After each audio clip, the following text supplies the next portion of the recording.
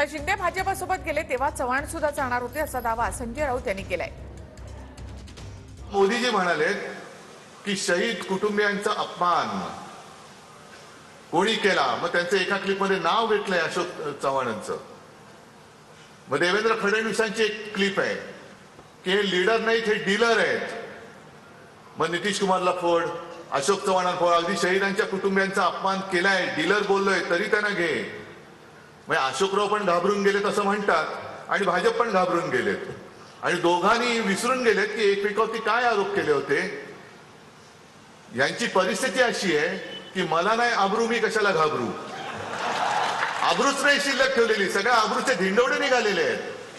त्यांच्या विरुद्ध एखादी घटना घडतं उद्धव ठाकरेजींच्या विरुद्ध, तेव्हा ते टीकाच करणार आहे आमच्यावर, पण त्यांनाही कळत नाही की त्यांच्या पायाखालची जमीन सारी निघून गेली आहे। जसं जसं मोदींचं वादळ महाराष्ट्रात येईल तसं तसं तुम्हाला महाविकास आघाडी झाडाच्या पत्त्यासारखे उडताना दिसतील।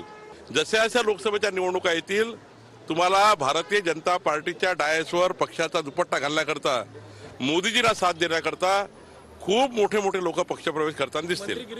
उद्धव ठाकरेंची परिस्थिती अतिशय केविलवाणी झालेली आहे, म्हणजे आता त्यांच्याबद्दल काय बोलावं हे आम्हाला कळत नाही। उद्धवजींना म्हणा तुमच्या जो 10-12 आमदार राहिलेले आहेत, 2-3 खासदार राहिले आहेत, तेवढे तुम्ही सांभाळा। ते इकडे नंबर लावून बसलेले आहेत आणि म्हणून तुम्ही आमच्याकडे न बघता तुमच्या स्वतःच्या पक्षाकडे बघा। ते आपले आमदार कसे वाचतील, आपला पक्ष थोडासा राहिलेला छोटासा, तो कसा टिकेल त्याचा तुम्ही फक्त विचार करा।